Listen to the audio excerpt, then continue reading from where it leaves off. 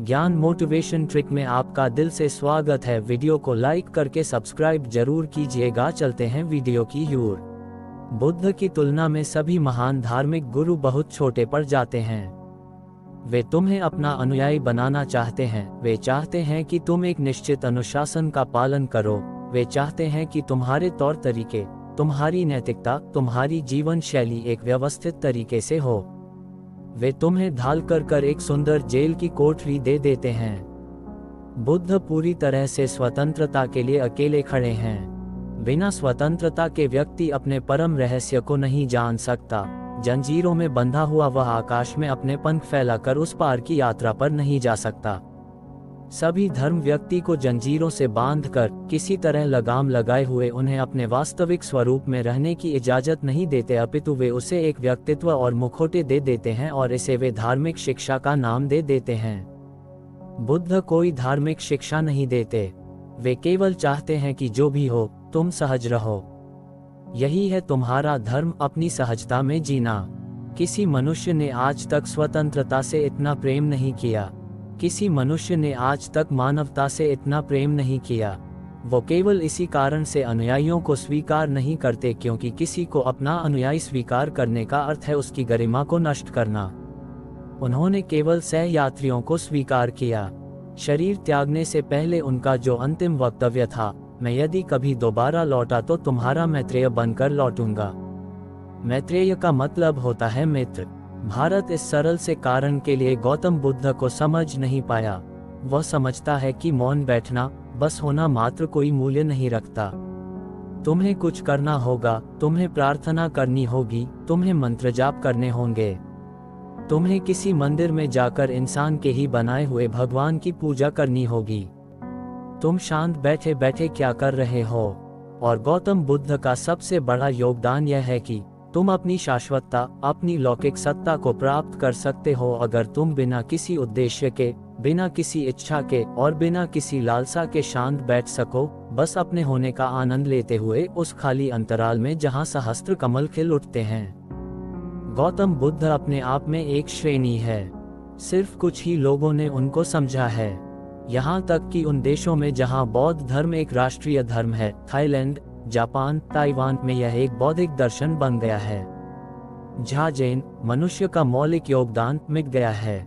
शायद तुम लोग ही केवल हो जो गौतम बुद्ध के निकटतम समकालीन हो। इस मौन में, इस शून्य में, इस मन से अमन की छलांग में तुम एक अलग ही शून्य में प्रवेश कर जाते हो, जो कि ना बाहर का है ना ही भीतर का, बल्कि दोनों के पार है।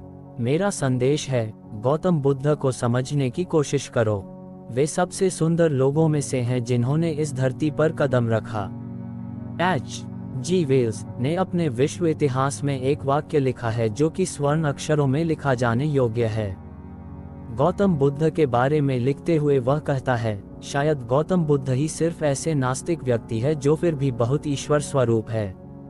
उस प्रकाश में, उस संबोधि और निर्वाण के क्षण में उन्हें किसी भगवान के दर्शन नहीं हुए। संपूर्ण अस्तित्व दिव्य है। वहां अलग से कोई निर्माता नहीं है।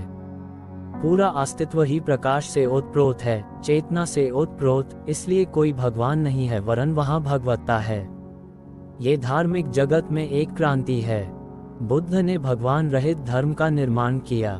पहली बार भगवान धर्म का केंद्र नहीं है, मनुष्य धर्म का केंद्र बन गया है और मनुष्य का अंतरतम भगवत्ता हो गया है, जिसके लिए तुम्हें कहीं नहीं जाना है। तुमने केवल बाहर जाना बंद कर दिया। कुछ क्षणों के लिए अपने भीतर रहो, धीरे धीरे अपने केंद्र में स्थिर होते हुए। जिस दिन तुम अपने केंद्र पर स्थिर हुए कि विस्फोट हो जाता है। तो मेरा संदेश है, गौतम बुद्ध को समझो, ना कि बौद्ध बन जाओ। उनका अनुसरण मत करो, उस समझ को अपनी प्रज्ञा द्वारा आत्मसात करो, बल्कि उसे अपना बन जाने दो। जिस क्षण भी वो तुम्हारी अपनी हो जाती है, वह तुम्हें रूपांतरित करने लगती है।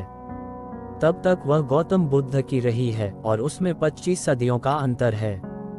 तुम बुद्ध के शब्दों को दोहराए चले जा सकते हो, वे सुंदर हैं, परंतु वे तुम्हें उसको पाने में मदद ना कर सकेंगे जिसकी खोज में तुम हो। जहां तक पुराने संतों का सवाल है, करुणा पर गौतम बुद्ध का जोर एक बहुत ही नई घटना थी। गौतम बुद्ध ने ध्यान को अतीत से एक ऐतिहासिक विभाजन दिया है। उनसे पहले ध्यान अपने आप में पर्याप्त था, किसी ने भी ध्यान के साथ करुणा पर जोर नहीं दिया। और उसका कारण था कि ध्यान संबुद्ध बनाता है, तुम्हें खिलावट देता है। ध्यान तुम्हारे होने की चरम अभिव्यक्ति है। इससे ज्यादा तुम्हें और क्या चाहिए? जहां तक व्यक्ति का संबंध है, ध्यान पर्याप्त है। गौतम बुद्ध की महानता इस बात में समाहित है कि तुम ध्यान करने से पहले करुणा से परिचित हो जाओ। तुम अधिक प्रेमपूर्ण, अधिक दयावान, अधिक करुणावान हो जाओ। इसके पीछे एक छिपा हुआ विज्ञान है। इससे पहले कि व्यक्ति संबुद्ध हो, यदि उसके पास एक करुणा से भरा हृदय हो तो संभावना बनती है कि ध्यान के उपरांत वह दूसरों को वही सौंदर्य, वही ऊंचाई, वही उत्सव जो उसने खुद हासिल किया है, पाने में मदद कर सके। गौतम बुद्ध ने संबोधि को संक्रामक बना दिया है। पर यदि कोई व्यक्ति महसूस करे कि वह घर लौट आया है, तो फिर किसी और की क्या चिंता लेनी? बुद्ध ने पहली बार आत्मज्ञान को निस्वार्थ बनाया है। उन्होंने इसे सामाजिक जिम्मेदारी बनाया है। यह एक महान परिवर्तन है। लेकिन आत्मज्ञान से पहले करुणा सीख लेनी चाहिए। यदि इसे पहले सीखा ना गया तो आत्मज्ञान के उपरांत कुछ भी सीखने को नहीं बचता। जब कोई अपने आप में उन्माद से भर जाता है तो करुणा तक उसकी खुद की प्रसन्नता में बाधा बन जाती है, उसके उन्माद में एक प्रकार का विघ्न पड़ जाता है। इसलिए सैकड़ों आत्मज्ञान को उपलब्ध हुए हैं, परंतु सद्गुरु बहुत कम। संबुद्ध हो जाने का मतलब जरूरी नहीं कि तुम सद्गुरु भी हो जाओ। सद्गुरु हो जाने का अर्थ ये कि तुम में अनंत करुणा है और तुम अपने भीतर की उस परम शांति के सौंदर्य में अकेले जाने से शर्मिंदगी महसूस करते हो जो तुमने आत्मज्ञान द्वारा प्राप्त की है। तुम उन लोगों की मदद करना चाहते हो जो अंधे हैं, अंधकार में हैं और अपने लिए मार्ग टटोल रहे हैं। उनकी मदद करना आनंददायी है, ना कि कोई बाधा। असलियत में तो जब तुम अपने आसपास बहुत सारे लोगों को खिलते देखोगे तो यह एक और ज्यादा समृद्ध आनंद बन जाता है। तुम एक बंजर जंगल में अकेले वृक्ष नहीं हो जो उग गया है, जहां कोई और वृक्ष नहीं उग रहा। जब तुम्हारे साथ सारा जंगल खिलता है तो आनंद हजारों गुना बढ़ जाता है। तुमने अपने आत्मज्ञान को दुनिया में क्रांति लाने के लिए उपयोग किया। गौतम बुद्ध केवल आत्मज्ञानी नहीं है, लेकिन एक आत्मज्ञानी क्रांतिकारी। उनकी चिंता इस दुनिया के लोगों के प्रति गहरी है। वे अपने शिष्यों को सिखाते थे कि जब तुम ध्यान करो और उससे तुम्हें मौन और शांति मिले, तुम्हारे भीतर गहरे आनंद के बुलबुले उठने लगे तो उसे रोको मत, उसे पूरे संसार में बांटो। और कोई चिंता ना लो, क्योंकि जितना तुम दोगे उतना ही तुम और देने के लिए सक्षम हो जाओगे। देने का भाव बहुत महत्व रखता है, क्योंकि एक बार तुम्हें इस बात का पता चल जाए कि देने से तुम कुछ खोते नहीं बल्कि इसके विपरीत, ये तुम्हारे अनुभवों को कई गुना बढ़ा देता है। परंतु जिस व्यक्ति ने कभी करुणा नहीं जानी, उसे देने के रहस्य का पता नहीं, उसे बांटने के रहस्य का पता नहीं।